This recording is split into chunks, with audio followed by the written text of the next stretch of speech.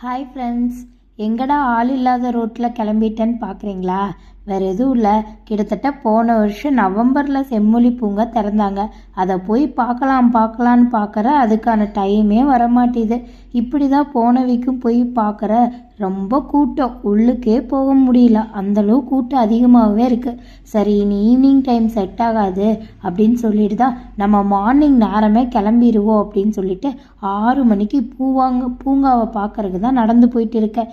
இன்றைக்கின்னு பார்த்து சண்டே அதுவுமா ரோட்டில் மேம்பாலத்துக்கு கீழே ஒரு வண்டியை கூட காணாங்க. பூங்காக்குள்ளே போகாததுக்கு முன்னாடி இந்த செம்மொழி பூங்கா பற்றி சில முக்கியமான விஷயங்கள் தெரிஞ்சுக்கலாம். இந்த பூங்கா எங்கே இருக்குன்னு பார்த்தீங்கன்னா, காந்திபுரத்தில் சிறைச்சாலை வளாகத்தில் பக்கத்தில் இருக்குங்க. இது 45 ஏக்கர் பரப்பளவில் 208.50 கோடி செலவில் இந்த செம்மொழி பூங்கா கட்டியிருக்கிறாங்க. இந்த பூங்கா நவம்பர் 2025 ஓப்பன் பண்ணியிருக்காங்க. மெயின் நோக்கம் என்னென்னா, இந்த பூங்கா திறந்ததில் சங்க இலக்கியம், ஐந்திணைகள், தமிழ் பண்பாட்டை மையமாக கொண்டு இந்த பூங்கா திறந்திருக்காங்க. குறிஞ்சி, முல்லை, மருதம், நெய்தல், பாலை இதெல்லாமே ஐந்திணைகள். இந்த ஐந்திணைகள் தாவரமும் இந்த செம்மொழி பூங்காவில் இருக்குது. அதுக்கு பேர் சங்க இலக்கிய பூங்கான்னு கூட சொல்லலாம். நுழைவாயிலில் செம்மொழி பூங்கான்னு போட்டு செயற்கை நீர்வீழ்ச்சி கூட இருக்குது. இந்த பூங்காவில் என்னென்ன வசதி இருக்குன்னு பார்த்தா, அடிநிலவகை மாதிரி காட்சி அமைப்பு, திறந்தவெளி உடற்பயிற்சி கூடம், குழந்தைகள் விளையாட்டு திடல், 500 இருக்கைகள் கொண்ட திறந்தவெளி அரங்கம், சிறுவர் உள் விளையாட்டு அறை இதெல்லாமே இந்த பூங்காக்குள்ளே இருக்குது. அது மட்டுமா, 453 கார்கள் இருக்குது. பூங்காவை சுற்றி பார்க்கறதுக்கு ரொம்ப வயசானவங்க, குழந்தைகள் இருக்கிறவங்கள சுற்றி பார்க்க முடியலன்னு சொல்லிட்டு பூங்காவை சுற்றி பார்க்கறதுக்கு 453 கார்கள் இருக்குங்க. அது மட்டுமா, 1000 இருசக்கர வாகனங்கள், 10 பேருந்துக்கு பார்க்கிங் வசதி இருக்குது. அது மட்டும் இல்லாமல் வீல் சேரு, ரேம்ஸு இதெல்லாமே பூங்காக்குள்ளே இருக்குது. இந்த பூங்கா எப்போ ஓப்பன் ஆகுன்னு பார்த்தா, காலையில் 6 மணிலேருந்து எப்போ க்ளோஸ் பண்ணுவாங்கன்னா மாலை 7 மணி வரைக்கும் இருக்குங்க. பெரியவங்களுக்கு 15 ரூபாயும், குழந்தைகளுக்கு 5 ரூபாய் டிக்கெட்டும், நடைபாதை அதாவது டெய்லி வாக்கிங் போகிறவங்களுக்கு 100 ரூபாயும், கேமராவில் வீடியோ ஷூட்டிங் எடுக்கிறவங்களுக்கு 25 ரூபாயும் டிக்கெட்டு. நம்மமும் பூங்காவை ரீச் பண்ணிட்டோம். பூங்காக்குள்ளே வரையிலே அழகான சூரியன் உதயத்தோட பூங்காக்குள்ளே போகிறோம். பார்க்கவே சூரியன் உதயம் அவ்வளோ அழகாக இருக்குது. ரொம்ப அமைதியாக இருக்குங்க. காலையில் 6 மணிங்காட்டி வாக்கிங் போகிறவங்க மட்டும்தான் ஒருவர் நடந்துட்டு இருக்கிறாங்க. மற்ற வயசு பூங்கா அழகாக இருக்குது. ஒரு அழகான பாறையில் செம்மொழி பூங்கா கோயம்புத்தூர் மாநகராட்சின்னு அழகாக எழுதியிருக்காங்க. பார்க்குறக்கே அவ்வளோ அழகாக இருக்குது. செம்மொழி பூங்காவோட QR கோடு கூட முன்னாடி வச்சுருக்காங்க. சரி, நம்மளும் பூங்காக்குள்ளே வந்துட்டோம், போய் டிக்கெட் வாங்க போகலான்னு டிக்கெட் கவுண்டருக்கு போயிட்டு இருக்கையில் ஒரு அழகான மரத்தை பார்த்தோம். அந்த மரம் தான் இந்த மரம். சரி, நம்மளும் டிக்கெட் வாங்கலான்னு டிக்கெட் கவுண்டருக்குள்ளே போனோம். அப்பா, அவ்வளோ அழகாக இருக்குது டிக்கெட் கவுண்டரு. எந்த பூங்காக்குள்ளேயும் இவ்வளோ கிராண்டாக டிக்கெட் கவுண்டர் ஃபெசிலிட்டிஸ் நான் பார்த்ததே இல்லை. அவ்வளோ அழகாக இருக்குது, அட்வான்ஸ்டு டெக்னாலஜிஸு. சரி, நம்மளும் டிக்கெட் வாங்கிடலான்னு சொல்லிட்டு, இன்றைக்கி தானே ஃபஸ்ட் டைம் போகிறோன்னு சொல்லிட்டு 15 ரூபாய் டிக்கெட் வாங்கியாச்சு. டிக்கெட் வாங்கிட்டு வெளியே பார்த்தா மேப் போட்டு வச்சுருக்காங்க, குறியீடுகள்னு சொல்லிட்டு. அந்த குறியீட்டில் ஃபுல்லாகவே பூங்கா பற்றிய இடங்கள் என்னென்ன உள்ளுக்கு ஃபெசிலிட்டிஸ் இருக்குன்னு சொல்லியிருக்காங்க. சரி, நம்மளும் அப்படியே என்ட்ரன்ஸுக்கு போகலான்னு சொல்லிட்டு போயிட்டு இருக்கோம். போகையில் தான் பார்த்தீங்கன்னா செம்மொழி பூங்கான்னு சொல்லிட்டு ஃபால்ஸில் அழகாக தண்ணி ஊற்றிட்டு இருக்குது. என்ட்ரன்ஸே இவ்வளோ அழகாக இருக்கே. இன்னும் உள்ளுக்கு போனால் எவ்வளோ எக்ஸைட்டடாக இருக்கும். சீக்கிரம் வாங்க உள்ளுக்கு போகலான்னு சொல்லிட்டு தான் உள்ளுக்கு போயிட்டு இருக்கோம். உள்ளுக்கு போகிற வழியில் சின்ன சின்ன தாவரங்கள், மரங்கள் எல்லாமே மிகவும் அழகாக இருக்குங்க. பூங்காவை நல்லா மெயின்டைன் பண்ணியிருக்காங்க. போகிற வழியில் வாக்கிங் போகிறதுக்கு மணல் போட்டு கொஞ்சம் நடக்கிறதுக்கும் நல்லா இருக்குது. அது மட்டுமா, கார் சுற்றி பார்க்குறதுக்கு காருக்கான தனி வழியும் இருக்குது. நடைபாதை மேற்கொள்வர்களுக்கு தனிப்பாதையும், வாகனங்கள் மேற்கொள்வர்களுக்கு தனிப்பாதையும் அமைத்திருக்காங்க. நாம் சரி நடந்து வாக்கிங் போகிற வழியிலேயே போகலான்னு சொல்லிட்டு சின்ன சின்ன அழகான ஊதா கலர் பூக்கள், சிவப்பு பூக்கள், வெள்ளை பூக்கள் எல்லாத்தையும் ரசிச்சுக்கிட்டு அப்படியே சின்ன வீடியோ எடுத்துக்கிட்டு அப்படியே அந்த நடைபாதையில் மேற்கொண்டு நடந்து போயிட்டு இருக்கோம். இந்த பூங்காவை பார்க்கறக்கு ஒரு நாள் பத்தாது போல, அப்படி இருக்கு. பார்த்துக்கிட்டே இருக்கலான்னு இருக்கு. சின்ன சின்ன பூக்கள் அவ்வளோ அழகாக இருக்குங்க. பல வண்ணங்கள் இருக்குது. அதுக்கு தான் உங்களுக்கு இப்போ வீடியோவில் ஒரு பூ இருக்குது பாருங்கள். பிங்க் கலரில் அவ்வளோ அழகாக இருக்குது அந்த பூவு. அந்த பூவை கொஞ்ச நேரம் வீடியோ எடுத்துகிட்டு அப்படியே நடந்து போயிட்டு இருக்க வழியில் பார்த்தா சின்ன சின்ன நடந்து போகிறக்கான கற்கள் வச்சு அது மேலே அருகம்புல் வச்சு அழகுனேன். இது எங்கடா போகுதுன்னு பார்த்தா சில்ட்ரன்ஸ்க்கான ப்ளே கிரவுண்டு தான். சின்ன சின்ன தூரிகள், சர்க்கஸு, ஊஞ்சல், ஏறி விளையாடுறது போல் எல்லா தூரிகள் வச்சுருந்தாங்க. சின்ன சின்ன குழந்தைகளுக்கு மட்டும்தான் தூரிகள் அலௌடுங்க, மற்ற யாருக்கும் அலௌடு இல்லை.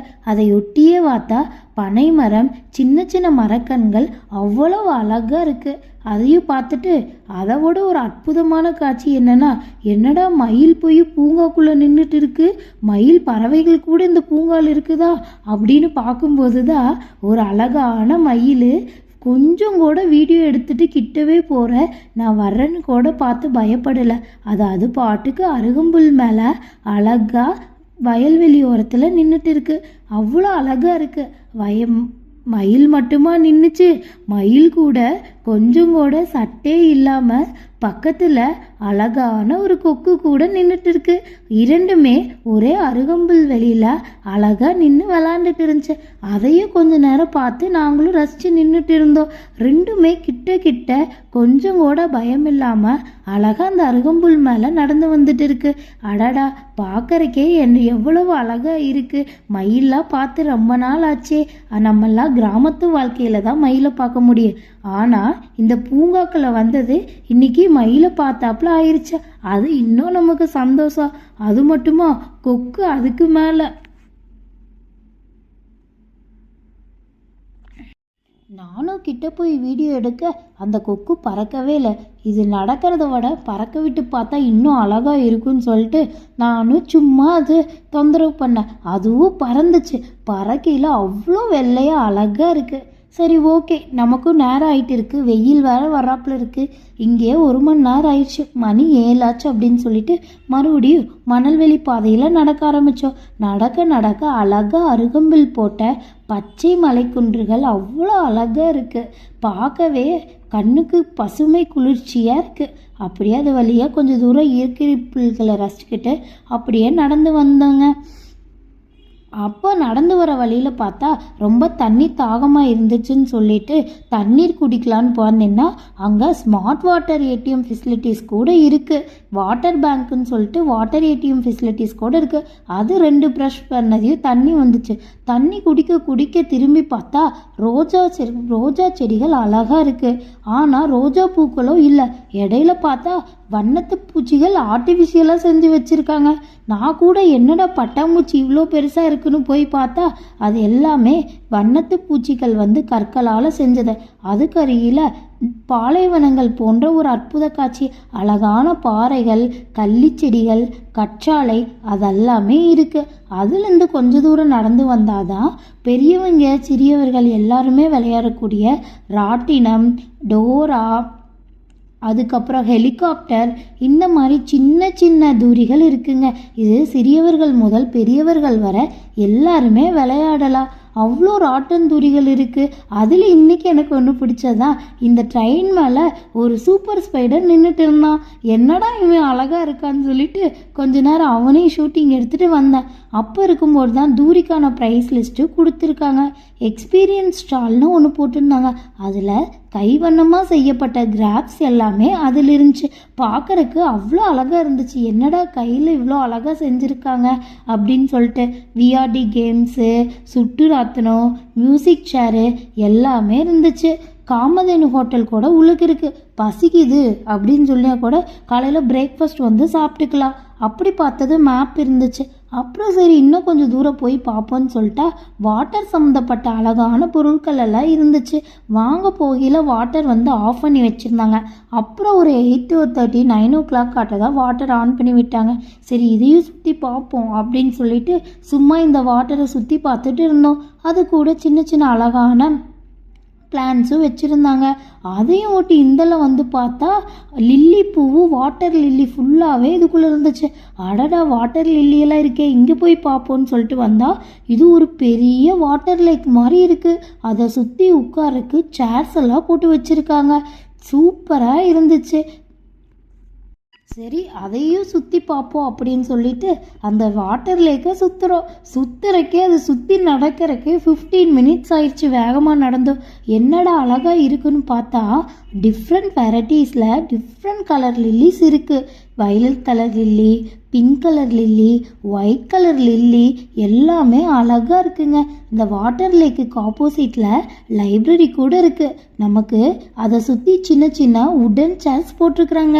ஈவினிங் டைம்லாம் வந்தால் அழகாக லைப்ரரியிலேருந்து புக்ஸ் எடுத்து அதில் உட்காந்து படித்தோம்னா அவ்வளோ பீஸ்ஃபுல்லாக இருக்கும். பக்கத்தில் பார்த்திங்கன்னா சேர்ஸும் நிறைய போட்டிருக்காங்க.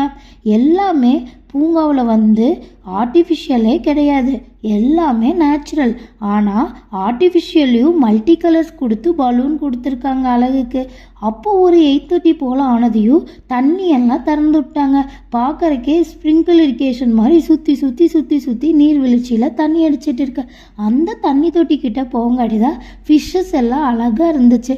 நாங்கள் கம்முன்னு இருக்காமல் ஃபிஷ்ஷு கை நீட்டவும் ஃபிஷ் லேக்குக்குள்ளே பக்கத்தில் இருக்கிற செக்யூரிட்டிஸ் எல்லாமே கை நீட்டாதீங்கன்னு ஷவுட் பண்ணாங்க. அப்புறம் பார்த்தா கடைவள்ளல்களோட பாரி, பேகன், இவங்களோட கல்வெட்டுகள்லாம் அதில் இருந்துச்சு. அடடா தமிழ் கல்வெட்டுகள்லாம் இருக்குது அப்படின்னு சொல்லிட்டு அதையும் கொஞ்ச நேரம் பார்த்துட்டு வந்தோங்க. கல்வெட்டுகள் அழகாக இருக்குது. பேகன் கல்வெட்டு பாருங்களேன், அழகாக பேகனோட சிலையோட வச்சு சிற்றமைச்சிருக்காங்க. இவ்வளோ அழகான கல்வெட்டு சிறுசாக செம்மொழி பூங்காக்குள்ளே வெளியே வர வகையில் அனுப்பிச்சிருக்காங்க. பாரிவள்ளல் கல்வெட்டு பாருங்கள், அதுவும் பயங்கர அற்புதமாக இருக்குங்க. கல்வெட்டு ஒவ்வொன்றா பார்த்துட்டு இருக்கும்போது தான் அப்போ நான் பார்த்த கல்வெட்டு தான் பார்த்தீங்கன்னா கல்வெட்டுகள் ஒன்று பார்த்தும்போது அவ்வளோ அழகாக இருந்துச்சு. காரி கல்வெட்டு நான் இன்றைக்கி தான் பார்க்குறேன். இந்த கல்வெட்டுகள்லாம் பார்க்குறது ரொம்ப அழகாக இருக்குது. ஆண்டிரன் கல்வெட்டு கூட இருக்குது இங்கே. கல்வெட்டுகள் ஒவ்வொன்றும் அவ்வளோ அழகாக சிமையதிச்சிருக்காங்க. அதியமான் கல்வெட்டு எல்லாம் 7 கல்வெட்டு இங்கே இருக்குது.